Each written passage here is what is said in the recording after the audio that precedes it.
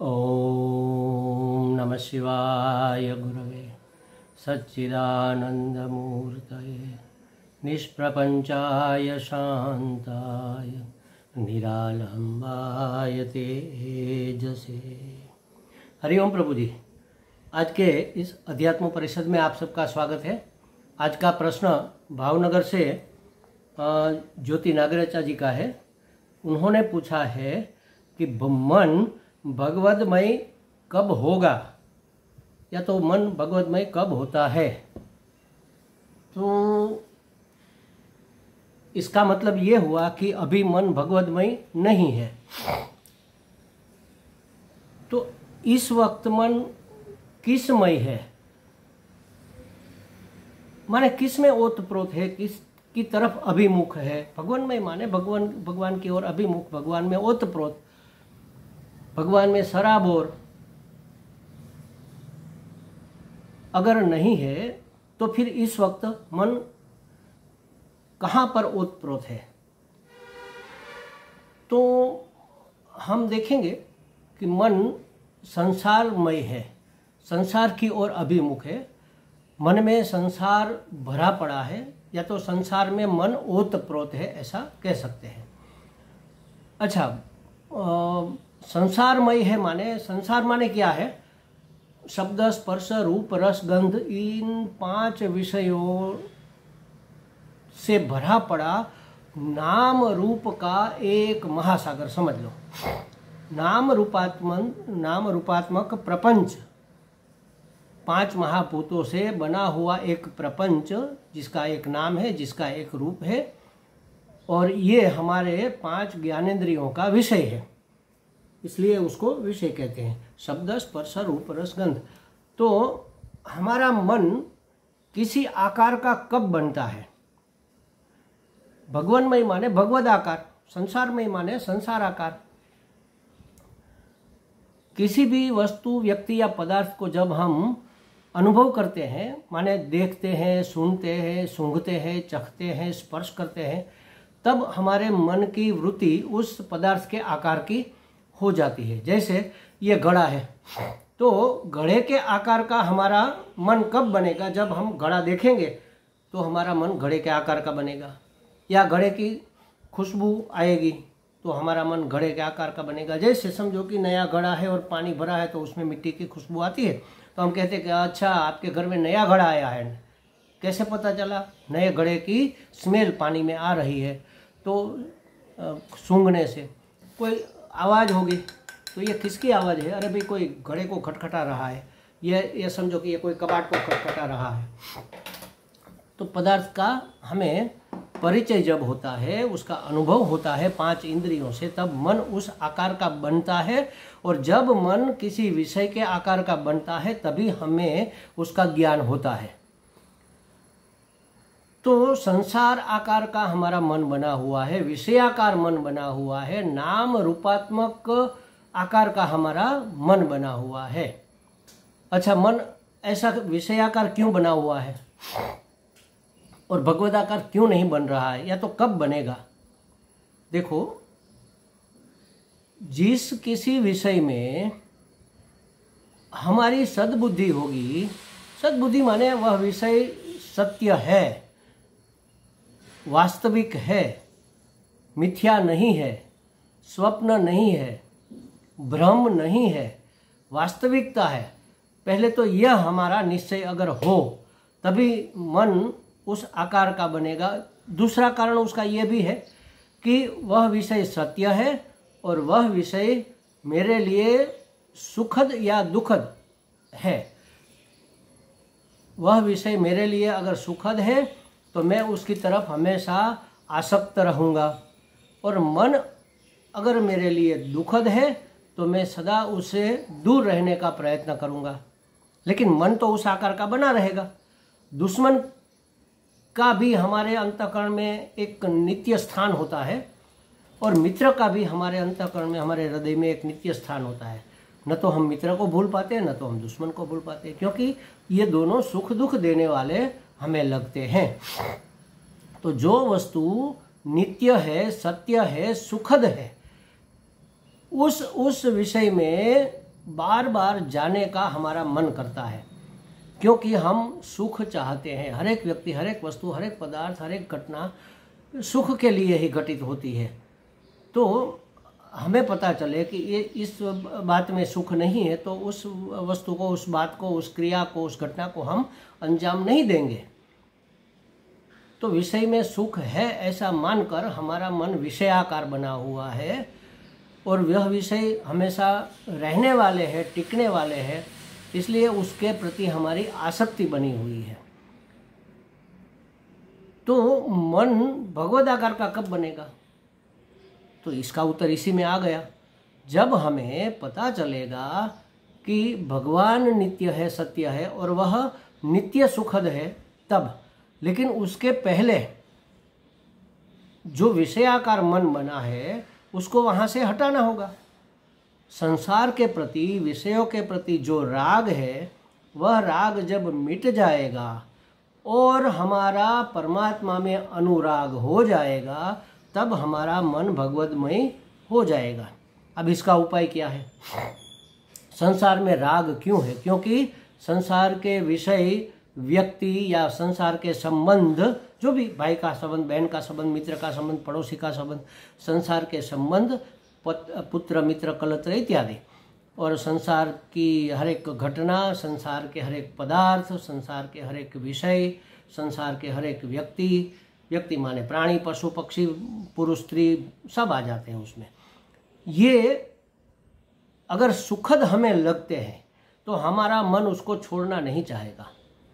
दुखद लगता है तो मन उसको छोड़ पाएगा नहीं, क्योंकि हम हमेशा यही चिंतन करते रहेंगे कि ये हमसे दूर रहे, ये हमसे दूर रहे, ये हमारे पास कभी न आवे, ये हमारे जीवन में कोई स्थान न रखे। इसके लिए हम सतत चिंतित रहते हैं। तो संसार के प्रति राग द्वेष जो है वह जब छूटेगा, तब मन परमात्मा में अनुराग करेगा। राग द्वेष कब छूटेगा? जब पता चलेगा कि संसार मिथ्या है, विषय मिथ्या है, सत्य नहीं है, उसमें सुख देने का कोई सामर्थ्य नहीं है।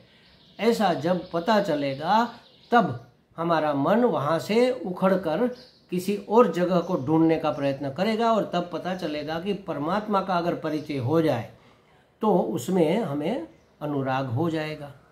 तो पहले तो संसार का और परमात्मा का, दोनों का परिचय हमें सही वास्तविक परिचय होना चाहिए। संसार का परिचय होगा तो क्या पता चलेगा? संसार को जानते तो है हम, मानते नहीं है, क्योंकि उसका परिचय नहीं है। जैसे समझो कि बड़ा प्रधान कौन है हमारे, तो हम जानते हैं नरेंद्र मोदी है। अच्छा, आप जानते हैं क्या? हाँ। आप पहचानते हैं? नहीं, पहचानते नहीं है। पहचानना माने वह कौन है, कहाँ से आया है, उसकी उम्र क्या है, उसका स्वभाव क्या है, उसका गुण क्या है, उसका परिवार कौन है, वो कौन से प्रांत का है, कौन सी उसकी भाषा है, कौन सी उसकी पसंद नापसंद है, ये सब बातें जानना, उसका नाम है परिचय। तो संसार को हम जानते हैं, लेकिन संसार का वास्तविक परिचय हमें नहीं है, इसलिए जानते हुए भी हम उसको मिथ्या मान नहीं पा रहे। अब उसके लिए क्या करें? उसी तरह परमात्मा को भी हम जानते तो है कि हाँ, एक भगवान है जो सबका संचालन करता है, उसकी इच्छा के बगैर पत्ता भी नहीं हिलता, लेकिन उसको पहचानते नहीं है। तो उसको पहचानना पड़ेगा, और तब हम जाने हुई बातों को मान पाएंगे। तो संसार को कैसे पहचाने और परमात्मा को कैसे पहचाने? संसार के विषयों का विश्लेषण करना पड़ेगा। परीक्ष्य लोकान, उसकी परीक्षा करनी पड़ेगी। परीक्ष्य लोकान कर्मचितान, कर्म से प्राप्त जो लोक, जो सुख, जो संसार हमें है, वह वास्तव में कैसा है, उसको देखना पड़ेगा, उसका विवेक करना पड़ेगा। जैसे समझो कि मृग जल कहीं हमें दिख रहा है, सरोवर पानी का भरा हुआ हमें दिख रहा है, हमें बहुत प्यास लगी है, हम दौड़कर वहाँ जाते हैं, तो पता चलता है अरे ये तो मृग जल था, पानी नाम की कोई चीज़ यहाँ पर नहीं है, और दौड़ने से उल्टा प्यास और बढ़ गई हमारी। बस यही दशा हमारी विषयों के प्रति आसक्ति के कारण होती है कि हमें इसमें से सुख मिलेगा, दौड़कर मेहनत कर कर उसको हम प्राप्त करते हैं, परिश्रम करके दिन रात एक करके उसको प्राप्त करते हैं। प्राप्त करने के बाद पता चलता है अरे सुख तो इसमें नहीं है, वस्तु तो आ गई, सुख कहीं और रह गया। जहाँ रह गया उस वस्तु को फिर से प्राप्त करने का, सुख गाड़ी में है तो गाड़ी ली, लेकिन पता चला कि सुख तो बंगले में ज़्यादा है, तो फिर बंगला लिया। फिर पता चला सुख गाड़ी में भी नहीं है, बंगले में भी नहीं है, वाड़ी में नहीं है, लाड़ी में है, तो फिर शादी कर ली। अब दो दुखिया इकट्ठे हुए तो सुख कैसे होगा, दुख दुगुना हो जाएगा। तो जब हम परीक्षा करेंगे कि आज तक हमने जो किया उससे हमें मिला क्या, क्षणिक सुख मिला लेकिन वह सुख भी टिका नहीं, सुख मिला सा लगा, वास्तव में नहीं मिला। मिल गया होता तो फिर दूसरी बार पाने की हम प्रयत्न नहीं करते, पेट भर गया तो फिर हम खाने का प्रयत्न नहीं करते। लेकिन सुख आता है और क्षण भर टिकता है, फिर चला जाता है। तो वास्तव में जैसे हमें लगा कि पानी का तालाब भरा हुआ है, सरोवर, लेकिन जाने के बाद पता चला कि वह मृगजल है। दूसरे दिन भी दिखेगा लेकिन हमारा निश्चय हो गया कि अब वह पानी नहीं है, मृगजल है। बस उसी तरह संसार दिखेगा, संसार के विषय भी दिखेंगे, उसमें सुख है ऐसा भी दिखेगा, लेकिन हम जान जाएंगे, उसका परिचय हो जाएगा कि इसमें सुख नहीं है, यह मिथ्या है। क्यों सुख नहीं? क्योंकि यह सत्य नहीं है, यह टिकने वाले नहीं है, क्षण भर में बदल जाएंगे। रिश्ते भी बदल जाते हैं, नाते भी बदल जाते हैं, भाई बहन का प्रेम भी बदल जाता है, पति पत्नी का प्रेम भी बदल जाता है, वस्तु की उपयोगिता भी बदल जाती है, सब बदलता रहता है। तो ये जो परिवर्तनशील है वह विनाशक ही होगा, क्योंकि एक विकार जिसमें आता है उसमें 6 विकार आते हैं, 6 विकार आते हैं। अस्ति, जायते, अस्ति, वर्धते, विपरिणमते, अपक्षीयते और विनश्यति। उसका विनाश भी होगा, जिसमें विकार होगा उसका विनाश होगा। तो ये विनाशी वस्तु तो टिकने वाली है नहीं, वह हमें सुख कैसे दे सकती है? और अगर देता हुआ लगे भी तो भी हमें सतत यही प्रयत्न करता रहना पड़ेगा कि सुख चाहिए, सुख चाहिए। क्यों? क्योंकि यह टिकने वाला नहीं। हमें कैसा सुख चाहिए? टिकने वाला सुख चाहिए, ऐसा सुख कि जो आए और कभी ना जाए, दुख ऐसा दुम दबाकर भागे कि वापस फिर लौटकर न आए। इसको नित्य सुख, इसको आनंद कहते हैं।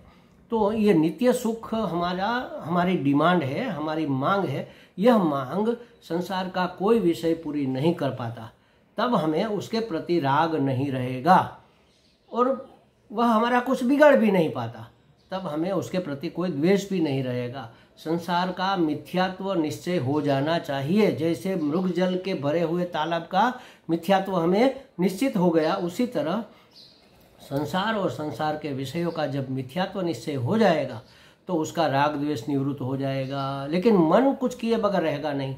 यहाँ से राग छोड़ा तो कहीं और लगाएगा, कहीं और से छोड़ा तो कहीं और लगाएगा। तो संसार के एक विषय से छोड़कर दूसरे विषय में नहीं जाना है। सभी विषयों से मुंह मोड़कर हमें परमात्मा की ओर अभिमुख होना है। अब परमात्मा में परिचय तो है, हम जानते तो है परमात्मा को, लेकिन परिचय नहीं है। अब कैसे परिचय होगा परमात्मा का? तो परमात्मा की कथा वार्ता, उसके गुण लीला का कथन सुनने से, मतलब कि सत्संग से परमात्मा के गुणों का हमें, परमात्मा के सामर्थ्य का, परमात्मा की करुणा का, परमात्मा की कृपा का, परमात्मा के वात्सल्य का हमें परिचय मिलेगा। इतने सारे गुणवान, गुण निधान परमात्मा है, तो उसके प्रति प्रेम होना ही है। किसी के प्रति प्रेम कब होता है? जब उसके गुणों का हमें, अरे वह इतना सुंदर है, अरे वह इतना होशियार है, अरे वह इतना धनवान है, अरे वह इतना हेल्पफुल है, तो उसके प्रति हमारा प्रेम होगा ही। किसी व्यक्ति के बारे में अगर ऐसा हमें मिले तो उसके प्रति भी प्रेम हो जाता है। तो परमात्मा तो सर्वगुण संपन्न है, और दया निधान है, कृपा निधान है, करुणा वरुणालय है।